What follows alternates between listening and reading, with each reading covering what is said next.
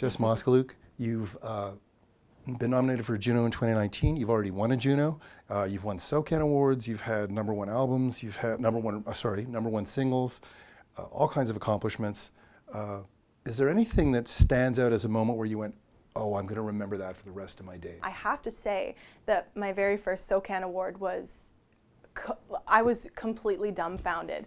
I've always seen myself first as a vocalist and then a performer.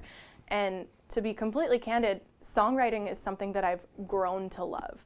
It was something that I started doing and found really challenging. And I never knew if I was any good at it. And I just kept doing it and practicing. I've always said it's a skill for me, not a talent. So to be recognized for something that I've worked so hard on and didn't come easy to me in the beginning was really special.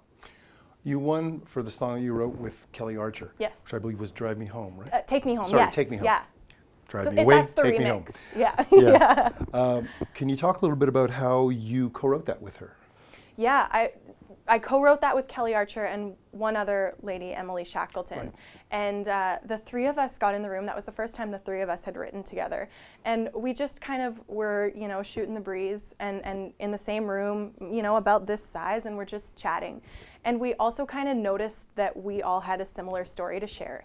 And I remember thinking, well, if this woman in her life that is a completely different path than mine, and this woman in her life, at this stage of her life, and myself, all have this exact same story in common, we're probably not the only ones that have that story in common. So it was really important for me to get that message out, and that's one of those songs that came together really organically as well. And I remember when it was finished, I was so excited to turn it in, and we were looking for, I don't even know if we were looking for one more song on the record, but I knew that song had to be on the record. So it was the last song added to the track list, and honestly could have never anticipated its success and its power in a lot of ways. So it's a really special song.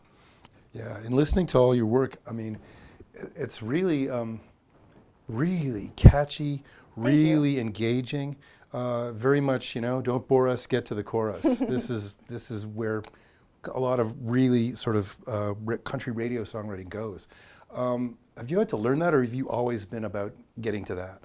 Well, I think that I'm a country music fan. And, I've always been a fan of music in general, but more specifically country and country pop. I grew up listening to Shania Twain and Faith Hill and Martina McBride.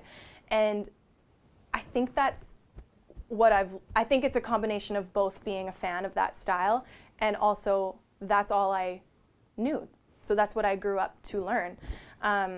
So certainly when you start writing and, you've got mentors and people that you're writing with that are sort of guiding you, along a path, whether it's the right one or a wrong one, I'm sure that's something that came up along the way was the don't bore us, get to the chorus. But I always try to think about what that song is going to do and how it's going to fit into our live show as well. And so I think that, the chorus is always the part that people are the most excited about. So being a performer, I get excited about the part that they're going to be excited about as well. So, as a songwriter, I'm thinking about, the music and the lyrics and how it fits into the show and what the video is going to look like and our merch and just everything. So, yeah, it's the chorus is kind of the fun part usually. In 2017, you were the first Canadian female country artist to have a song in the top 5 since 2008. You're the first female Canadian country artist since Shania Twain to achieve platinum single status with Cheap Wine and Cigarettes. There are periods where country music is like, we're not playing women, and then periods where country radio is, yeah, we're gonna, Where are you sitting now with how women are in country music and what your role is inside of that? I think that women in the whole women in country music situation is getting better by the day.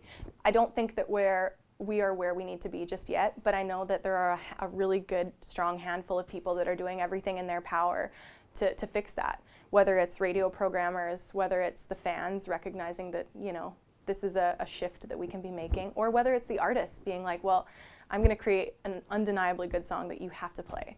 I think that it's getting better. I also think that it might be cyclical because I look at, the early 2000s or the late 90s when I was growing up and being, the biggest country music fan. There were so many ladies. And maybe it's just the guys' turn right now. So, you know, that's not to say that us women should take a step back. I think that it's the opposite, and I think that it's just going to generate better music from all of us. What my role is in that, I really don't know. I don't know that I think about it too much. I just hope that I have a role there.